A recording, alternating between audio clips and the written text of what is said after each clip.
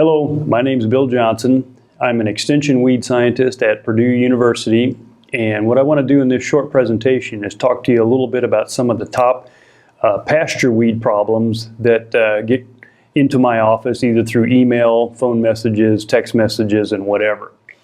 So I'm going to talk a little bit about the weeds themselves and also how to control them. But to set up the idea on how to control these weeds, I need to make reference to something, to a tool that you'll find valuable in tackling some of these weed problems. And that's publication WS16. Again, that's WS16. It's the Weed Control Guide for Ohio, Indiana, and Illinois. So in the Weed Control Guide, we have herbicide efficacy tables that list the weeds down the left-hand side and the herbicides across the top, and you can trace or you can track down the best herbicides to control a specific weed species in this herbicide efficacy table. Once you've figured out which herbicide is best for your particular situation or group of species that you need to control, there's also a short write-up for each herbicide in terms of how to use it. The application rate, the application timing, and any precautions that you might have to be aware of. And then finally, one other thing that we need to be concerned about when selecting herbicides for use in our forage crops are what we call herbicide feed, forage, and grazing restrictions. So some herbicides have a lot of flexibility. You can basically spray the pasture when the animals are out there. Other herbicides, you need to have the animals out of the pasture for a while in order to minimize the chance of the herbicide residues either passing through the animal or getting caught up in the meat. So be aware of those situations, and again, we do have tables in the Weed Control Guide to address that. Okay, now in terms of the weeds that we're going to control, I've broken up the weeds into 5 different categories. We have winter annual broadleaf weeds, we have biennial broadleaf weeds, we have perennial broadleaf weeds, we have brush and woody species, and we have grasses. One category that I've left off this list are summer annual broadleaf weeds, and the reason they're left off this list is that I rarely get any calls or any questions about controlling these. In terms of our winter annual broadleaf weeds, there's kind of 4 main ones that we routinely get questions on, and that's crestleaf groundsel, field pennycress, chickweed, and mustards. And you can go to any weed identification guide and look up what these weeds look like, but essentially crestleaf groundsel and the mustards have yellow flowers on them. Field pennycress really doesn't have much of a flower, nor does chickweed. But again, look at some weed identification resources and you can figure out which ones we're talking about. In terms of control strategies, the control strategies for all 4 categories are the same. So if you're in a pasture that has both legumes and grasses, your options are somewhat limited. Probably the best strategy is to spray 2,4-D right after you clip, and that particular treatment will do the least amount of damage to your legumes. You're still going to kill some of the legumes, but that one will do the least amount of damage. If you spray anything stronger than 2,4-D or you wait too long after clipping, you'll do quite a bit more damage to your legumes.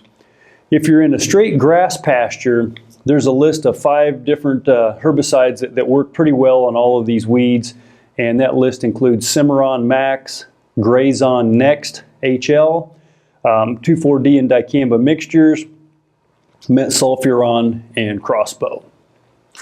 The next category we'll talk about are the biennials, and there's 3 primary biennial weeds that we get questions on. They are poison hemlock, musk thistle, and bull thistle.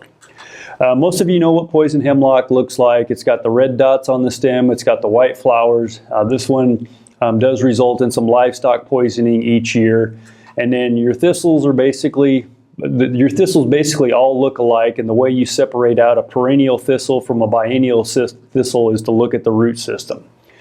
The good news is that control for biennial versus perennial thistles is essentially the same thing, so you really don't have to be all that concerned about identifying them out quite that far. Now, in terms of controlling them, the biennial plants are more difficult to control the annual plants. So in a legume grass mix, again, your best option if you want to avoid damaging the legumes is to use 2,4-D right after clipping. If you use something stronger than 2,4-D in a grass legume mix, you most likely will have to reseed your legumes at some point. If you're in a straight grass pasture, the list I gave you before, Cimarron Max, Grazon Next, 2,4-D and dicamba mixtures, metsulfuron and crossbow are all good choices, and you can add Milestone to the list. Milestone is a very good thistle herbicide. All right, the next category we'll talk about then are the perennial broadleaf weeds. So in this category we have curly dock, Canada thistle, horse nettle, and ironweed. And so much like the other species, the tactics for controlling these weeds is the same. Again, it's the same list that we had for the biennials, 2,4-D right after clipping on a grass legume mix. But again, these weeds are tough, so that's likely not gonna do well enough. You probably have to go with something stronger and then try to decide, if sacrificing the legume is worth controlling the weed. If the weed population's gotten bad enough to call me, usually growers are thinking, I gotta get this stuff under control and I really need to sacrifice my legumes. So again, the list of herbicides that we would use would be Cimarron Next, Cimarron Max, Grazon Next, 2,4-D and dicamba mixtures, metsulfuron, crossbow, and Milestone. All right, the next weed we'll talk about then is Multiflora Rose. Originally brought into the U.S. as an ornamental plant, and then it kind of got away from us, and now it's become one of our worst weeds in some of these areas that we don't manage quite as intensively as we do a corn or soybean field. This thing can produce a lot of seed, up to 500,000 seeds a year. You can also reproduce by what we call layering, where the tips of the branches touch the ground and start a new plant, and essentially that results in these really dense thickets if these thickets are not managed. So the big thing we have to think of with Multiflora Rose is control being a two-step process. You've got to destroy existing plants, and then you have to initiate a yearly program to control the new plants as they appear. Big thing here is you have to combine, both some mowing with some herbicide applications. Herbicide applications or mowing alone is likely not to do the job, but mowing, getting some succulent regrowth to come back, and then hitting it with a herbicide, and then when that stuff starts to regrow, hitting it with a mowing again can be a process where you can drive the populations down if you're persistent with it for the next couple of years. Mowing by itself, is likely going to take at least 2 or 3 seasons, and you need to be mowing 3 to 6 times per year. So that's quite a bit of labor invested just to get rid of Multiflora Rose. Last category we'll talk about then are the grass weeds, and there's 2 primary grass weeds that we get calls about. They're Downy brome and Quackgrass. Downy brome is a winter annual grass weed. Typically it invades in some of the areas where your grass pasture stand has gotten a little bit light. With Downy brome, sometimes we don't worry too much about controlling it because it tends to have some nutritional value to the cattle. It doesn't have spines in it or anything like that. It's just not quite as nutritional because it seeds out early as some of your grass pasture species. But really, your only methods for controlling either one of these grass species, whether it's Quackgrass or Downy brome, if you're in a grass legume mix, you can use some of these post-grass herbicides that we used to use in soybeans, like Select and Assure and Post Plus and some of those. But your grass species will be killed if you use those herbicides. So you're looking at reseeding your grasses. In a mixed pasture, you can do things like spot treat. But again, if you really need to use a herbicide application, you're probably going to be reseeding your desirable grass pasture species in those areas.